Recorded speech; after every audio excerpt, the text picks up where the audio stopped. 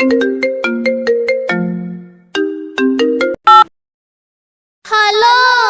जानू कहाँ छी?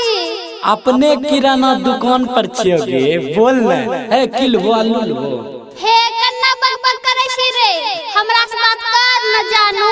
हाँ बोल गाकी सवाल देगे ओकरे सौदा दे। हे रे सुना न एक खुशखबरी छो। खुशखबरी की बात है गे? खुशखबरी ई छै घर में कोई नहीं छै, सब गेलै खेत, कटनी सीजन छै न आबै मिलै रा। तुनंते दौड़ने आ रहे हैं। सुनला भर आइले कटनी समैया, घर में नहीं छै कोई बाबू मयो भैया, गेलो छले सब खेत रे आबे करल भेट रे, मिल के गाना करबै हेर हा पलका। फोन रख दौड़ले हम आबै छियो जान, पूरा होते आइकुन अपन सोचल अरमान।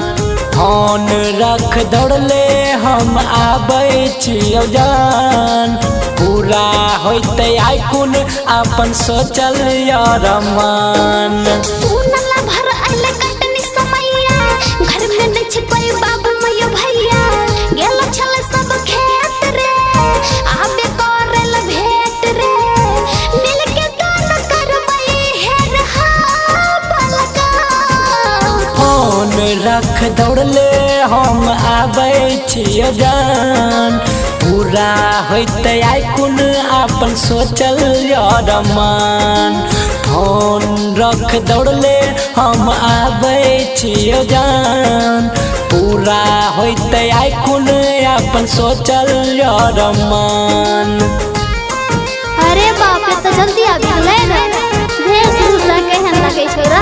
आगे दुकान करियो न जने फोन करलन हम दौड़ले आगे गेलिए यान गल्ला मिलिल तनी टीआरके रिकॉर्डिंग स्टूडियो मोहनपुर। तोरा बिन नहीं लागे छोरे मन, तोरा दिल में बसल छै प्राण, तोरा बिन नहीं लागे छोरे मन, तोरा दिल में बसल छै प्राण।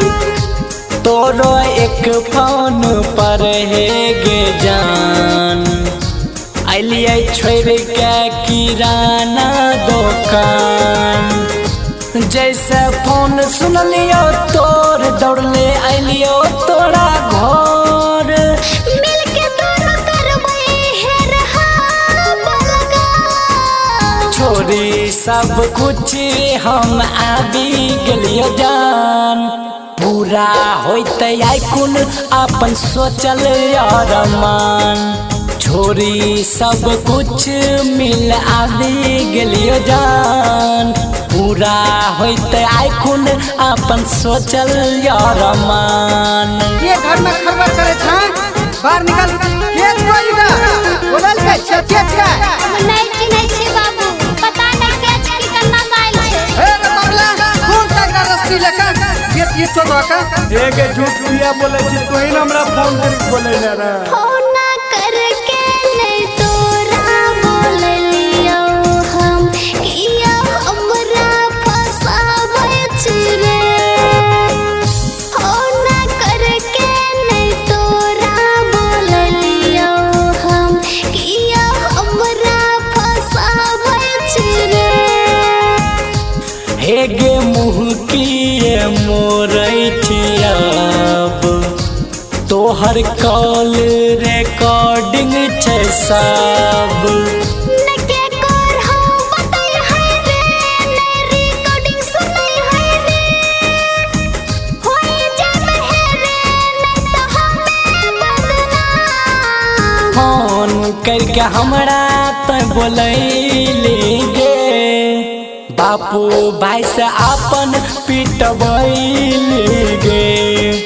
फोन करके हमरा तू बोलैली गे, बापू भाई से किया पिटबैली गे, बापू भाई से किया पिटबैली गे।